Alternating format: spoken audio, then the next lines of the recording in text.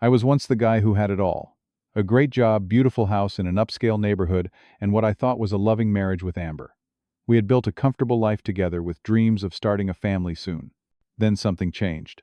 My wife started hanging out with a new crowd talking about finding herself. But nothing prepared me for coming home early one day to discover she had tattooed independent girl across her neck, without ever discussing it with me. Let me know where you are watching from, and hit that like and subscribe button before I tell you how I turned this betrayal into a lesson about what real independence truly means. The day I met Amber at my college buddy's housewarming party, I never imagined how our story would unfold. I was 29, finally hitting my stride in my career as a software engineer.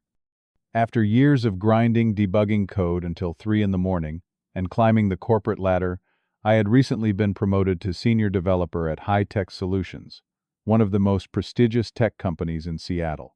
My salary had just crossed into 6 figures, and for the first time in my life, I felt financially secure. I grew up in a middle-class family in Ohio, where my father worked at the same factory for 30 years. He taught me the values of hard work, loyalty, and providing for your family. Those lessons stuck with me through college and into my professional life. By the time I met Amber, I owned a modest condo downtown and was saving aggressively for a larger home. My job demanded long hours and total dedication, but the rewards were worth it. Each promotion brought new opportunities and responsibilities. My team respected me, and my managers regularly praised my problem-solving abilities. I had built a reputation as someone reliable who could deliver complex projects on time. This professional success gave me confidence in other areas of my life, including dating. When Amber walked into that party wearing a blue dress that matched her eyes, I felt an immediate connection. She was 26, stunningly beautiful, with long auburn hair, an infectious laugh, and a sharp intellect that challenged me. She worked as an administrative assistant at a law firm, but talked about her dreams of maybe starting her own business someday. I admired her ambition even though it remained somewhat undefined. Our conversation flowed effortlessly from technology to travel to our shared love of thriller movies. By the end of the night, I had her number and a date scheduled for the following weekend. From there, things moved quickly between us. Our chemistry was undeniable, and we seemed to want the same things in life: family, security, partnership. After dating for a year, I proposed during a weekend trip to San Francisco. I still remember her tears of joy as she said yes on the Golden Gate Bridge at sunset. 6 months later, we had a beautiful ceremony with 200 guests in attendance. Her parents beamed with pride, and my mother told me she had never seen me happier. I truly believed I had found my person, my partner for life. During our wedding reception, I promised Amber that she would never have to worry about anything. I wanted to provide a good life for us, and I meant it. We agreed that she could continue working if she wanted, but it was not necessary for our financial security. At the time, this arrangement seemed perfect for both of us. The first 2 years of marriage were everything I had hoped for. We purchased our dream house in Bellevue, a spacious 4-bedroom colonial with a view of Lake Washington in the distance. I put Amber's name on the deed alongside mine, wanting her to feel that everything we had was truly ours together. The mortgage was substantial, but my income could handle it comfortably. We decorated every room exactly as Amber wanted, sparing no expense on custom furniture and artwork. Our kitchen renovation alone cost nearly $50,000, but seeing her excitement made it worth every penny. I believed that making her happy was my responsibility as a husband. Our financial arrangements were similarly open-hearted. I created joint accounts for all our finances, giving Amber complete access to everything we had. I deposited my entire paycheck into our shared account and encouraged her to use it for whatever she needed. When she decided to leave her job 6 months after our wedding, to focus on figuring out her true calling, I fully supported the decision. My salary more than covered our expenses, and I wanted her to have the freedom to explore her interests. We took luxurious vacations to Hawaii, Europe, and the Caribbean. I surprised her with expensive jewelry for birthdays and anniversaries. We hosted dinner parties for our friends in our beautiful home. From the outside, our life looked perfect, and for a while it felt that way too. Amber seemed grateful for the lifestyle we had, often thanking me and expressing her love. I felt proud to be a good provider, just as my father had taught me. But around our 3rd anniversary, I began noticing subtle changes in Amber. She joined an exclusive gym downtown and started spending more time with a new group of friends I barely knew. At first, these seemed like positive developments. I was often working late, and I wanted her to have her own social connections and interests. However, her vocabulary and priorities began to shift. She started using phrases like finding herself and personal growth that she had never mentioned before. Her conversations became filled with references to independence and self-discovery. While these concepts seemed reasonable on the surface, something about the way she discussed them made me uneasy. Amber began spending more evenings out with her new friends, returning home late and offering vague explanations about where she had been. When I asked questions, she would become defensive, accusing me of trying to control her. This was confusing, as I had always supported her freedom and independence within our marriage. She started making subtle criticisms about our lifestyle and my traditional values. Comments about how conventional our life was, how predictable I was, how limiting marriage could be. These remarks stung, especially since I had worked so hard to build what I thought was her dream life. Still, I tried to be understanding, telling myself that everyone goes through phases and that marriage requires patience. Our disagreements increased in frequency, though they remained relatively minor. If I asked when she would be home for dinner, she would accuse me of monitoring her. If I mentioned the amount of money she was spending on new designer clothes, she would remind me harshly that it was our money, not just mine. The atmosphere in our home gradually shifted from warm and loving to tense and uncertain. Despite my growing concerns, I was determined to support Amber's journey of self-discovery. I believed that marriage meant weathering changes together, and I was committed to working through whatever phase we were experiencing. I had no idea how severe those changes would become, or how drastically they would test the boundaries of my commitment. The day I discovered Amber's tattoo remains vivid in my memory. I had been away on a 3-day business trip to San Francisco presenting our new software platform to potential clients. The meetings had gone exceptionally well, and I decided to catch an earlier flight home to surprise Amber. We had been having some tensions, and I thought an unexpected romantic evening might help reconnect us. When I unlocked our front door that Thursday afternoon, I heard laughter coming from the kitchen. I recognized Amber's voice along with another woman I did not immediately place. Wanting to surprise her, I quietly made my way down the hallway. As I approached the kitchen entrance, their conversation became clearer. "I am so glad you finally did it," the other woman was saying. "You have been talking about it for weeks." Amber laughed. "Tom almost had a heart attack when he saw it. He said I am crazy to mark up my body like this, but he is just jealous that I am finding my voice." My heart sank, hearing my wife discuss me with a stranger, but nothing prepared me for what I saw when I entered the kitchen. Amber was sitting at our island counter, her back partially to me, showing off a large, fresh tattoo on the side of her neck.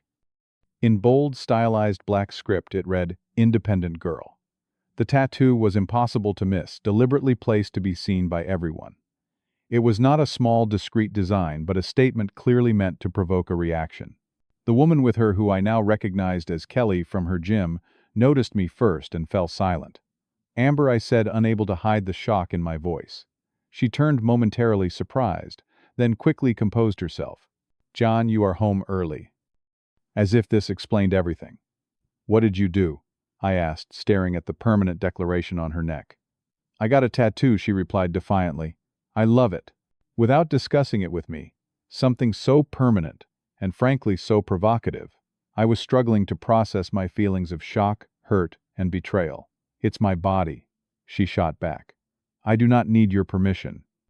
Kelly gathered her purse, mumbling something about calling Amber later, and quickly exited through our back door, leaving us alone in the suddenly tense kitchen. I tried to choose my words carefully.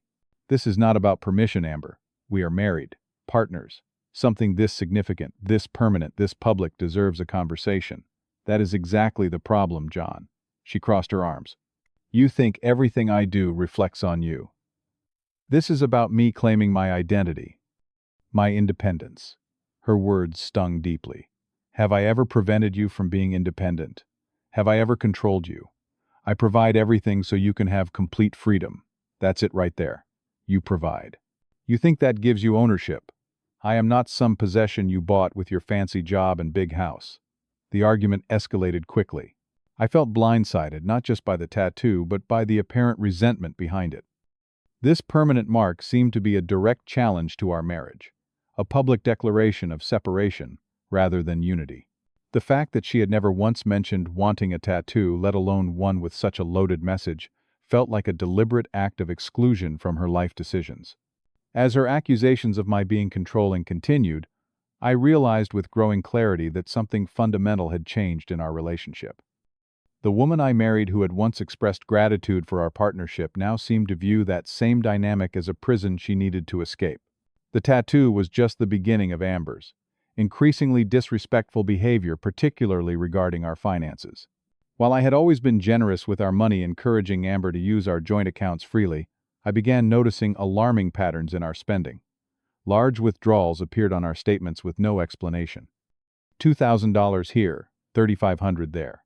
When I gently inquired about these transactions, Amber would become immediately defensive, accusing me of monitoring her like a child. She would give vague explanations about personal expenses and investments in herself that never quite added up. Our closets began filling with designer clothes still bearing tags. Expensive handbags appeared, then shoes, then jewelry. Shopping bags from luxury boutiques became a common sight in our home. While I had always been happy to provide Amber with nice things, the sheer volume and cost of these purchases was becoming concerning, especially with no income on her side. One evening, while paying bills, I discovered something that made my blood run cold. Amber had opened 3 credit cards in her name and charged them to near their limits. Together, they carried a balance of over $27,000, all accruing high interest. She had kept these debts completely hidden from me, despite our agreement to be transparent about our finances. When confronted, Amber dismissed my concerns. "Every woman deserves some financial privacy," she said. "Besides, you always say money is not an issue for us." I tried explaining that while money was not an issue, when spent responsibly, secret debt and compulsive spending were serious concerns. I suggested creating a budget we could both follow, only to be met with accusations that I was trying to control and restrict her. According to Amber, her spending was simply self-care, a phrase her new friends apparently used frequently to justify any indulgence. I later learned that these same friends were encouraging her behavior. They told her that as a beautiful woman married to a successful man, she deserved to enjoy the fruits of our marriage without limitation or accountability. They painted any attempt at financial responsibility as oppression. These toxic influences were reshaping Amber's understanding of partnership into something unrecognizable to me. My anxiety about our financial future grew daily. While my income was substantial, no amount of money could sustain the level of unchecked spending Amber had embraced. More painful than the financial strain was the growing realization that my wife viewed our resources as something to exploit rather than something we built together. The social humiliation came next, reaching its peak during an important dinner with my boss and several senior colleagues. The company was considering me for a significant promotion, and this evening was crucial for making the right impression. I had explained this to Amber, who had promised to be on her best behavior. I arrived at the upscale restaurant early to greet everyone, apologizing that my wife would be joining us shortly. 30 minutes into the dinner, with everyone else present, Amber finally made her entrance. She wore a low-cut red dress that, while beautiful, was inappropriately revealing for a professional dinner. Her hair was styled to prominently display her independent girl tattoo, which drew immediate attention from everyone at the table. "Good evening, everyone," she announced loudly. "Sorry to keep you waiting. I was having such a great time at happy hour with my friends that I lost track of time." My boss raised an eyebrow as Amber took her seat, immediately ordering the most expensive wine on the menu. Throughout the dinner, she made a point of directing the conversation toward herself, her journey of self-discovery, and her independence. "John likes to think he is in charge, but I make my own decisions," she told my visibly uncomfortable boss while pointing to her tattoo. "No man controls me, not even my husband." She proceeded to flirt with one of my younger colleagues, touching his arm and laughing too loudly at his comments. When the discussion turned to business matters, she interrupted with inappropriate personal anecdotes. It was as if she was deliberately trying to embarrass me. The car ride home was silent until we pulled into our garage. Then the explosion happened. "What the hell was that?" I demanded. "You knew how important tonight was for my career." "Oh, please." Amber rolled her eyes. "Those people are so boring. I was just adding some life to the party. Not everything is about your precious career. You humiliated me in front of my boss. You flirted with my coworker right in front of me. Maybe you should worry less about controlling me and more about being less uptight, she snapped. This is exactly why I needed this tattoo. To remind myself not to get swallowed up by your expectations. The argument raged for hours, with no resolution. Amber refused to acknowledge any wrongdoing, framing her behavior as expressions of her authentic self that I was trying to suppress. I went to sleep in the guest room that night, feeling more alone in my marriage than ever before. The final devastating discovery came accidentally. Amber had left her phone on the kitchen counter, while showering, and a series of text message notifications caught my eye. I had never been one to snoop, valuing privacy and trust, but something compelled me to look this time. What I saw shattered any remaining illusions about our marriage. In a group chat with her gym friends, Amber referred to me as her walking ATM. She bragged about spending my money on expenses I knew nothing about, including funding shopping sprees for these same friends. Lol, John has no idea how much I spent today, one message read. As long as I act sad about our relationship problems tonight, he will try to fix things by letting me buy whatever I want this weekend. There were photos of luxury purchases, with captions mocking my ignorance. Amber discussed strategies for getting her name on more of our assets before, in her words, eventually making my exit with half of everything. Most painful was evidence of an emotional affair with a personal trainer from her gym. While I saw no proof of physical infidelity, the intimate and flirtatious nature of their exchanges made it clear that appropriate boundaries had been crossed. They joked together about her tattoo and how upset I had been about it. As I scrolled through months of these messages, a cold realization settled over me. The woman I had loved, supported, and trusted completely saw me as nothing more than a financial resource to be exploited. My heart felt physically heavy in my chest, a pain unlike anything I had experienced before. I carefully replaced the phone exactly where I had found it, and walked to my home office in a daze. Sitting at my desk, surrounded by photos of our happier times, I allowed myself to fully feel the betrayal. Then, wiping away tears I had not realized were falling, I opened my laptop and began researching my options. After discovering the extent of Amber's betrayal, I knew I needed expert guidance. The next morning I took a rare day off work and scheduled meetings with both a financial advisor and an attorney, carefully selecting professionals Amber would not know through her social circles. The financial advisor, a straightforward woman named Sarah, reviewed our accounts and whistled softly at the spending patterns.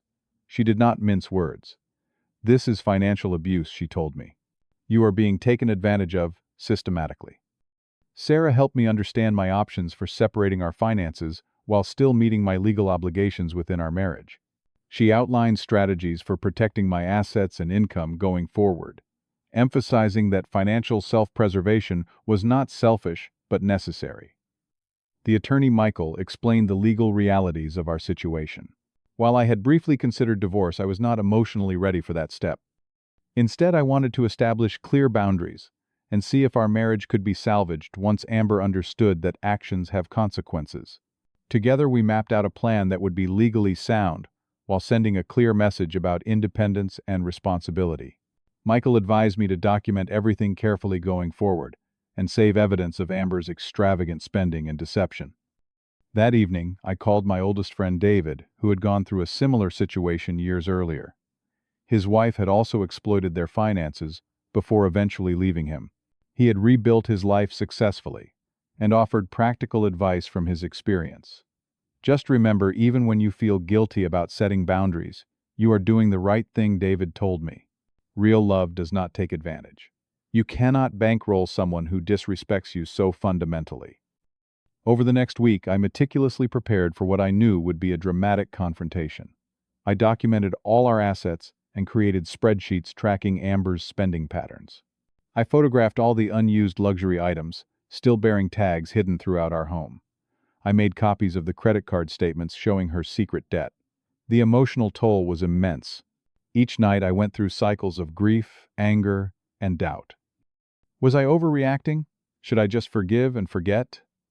But each morning, with renewed clarity, I recommitted to my plan. This was not about punishment, but about establishing the true meaning of independence that Amber seemed so desperate to claim. With everything in place, I took action.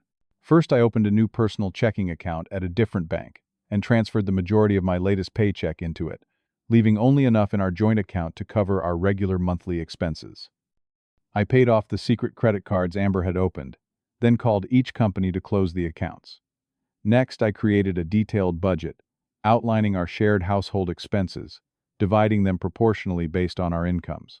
Since Amber currently had no income, her share was minimal, but symbolic, covering her personal expenses like her gym membership and phone bill.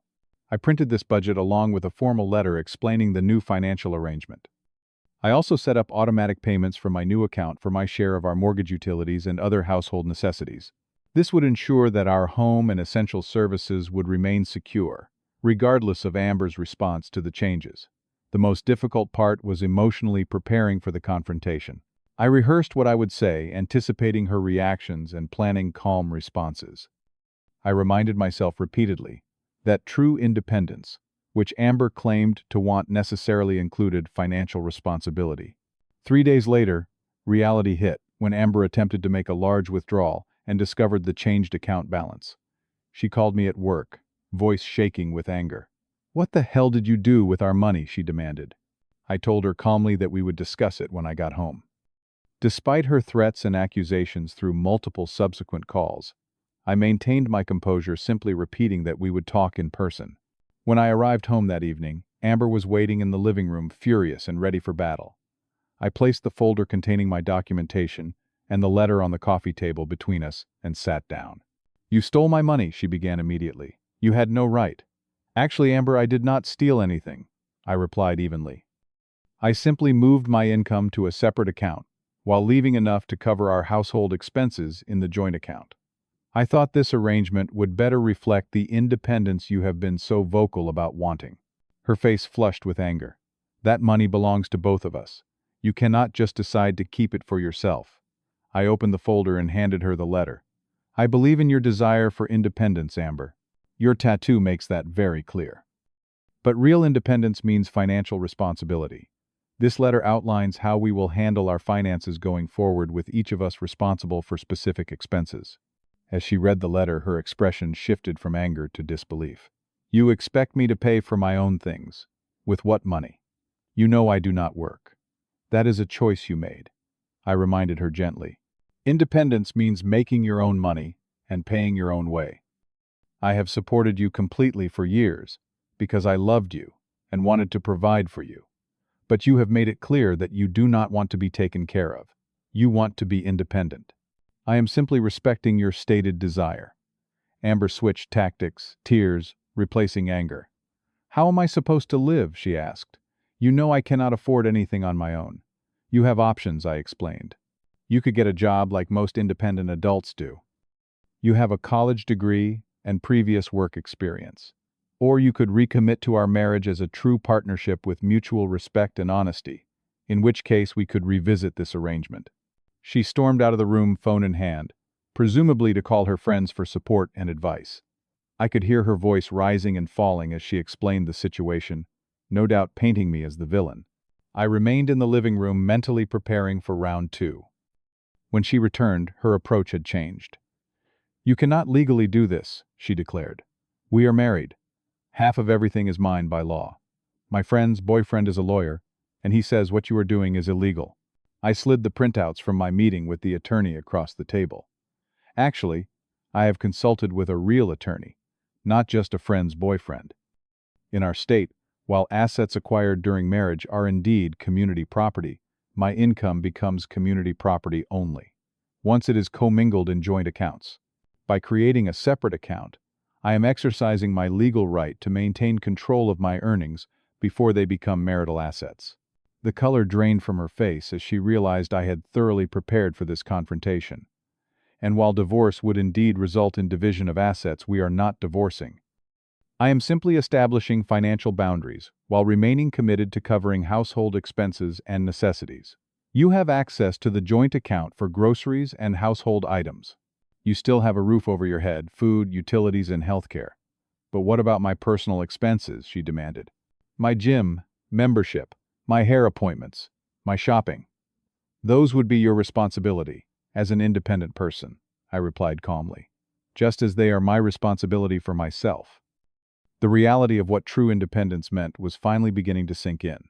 Amber had enjoyed the idea of independence as a concept, as an identity, even as a provocative tattoo. But she had never considered the responsibilities that came with it. She had wanted the freedom without the accountability. Over the next few weeks, Amber experienced real independence for the first time. Without access to my income, she could no longer maintain her previous lifestyle. Her expensive gym membership lapsed when she could not pay for it.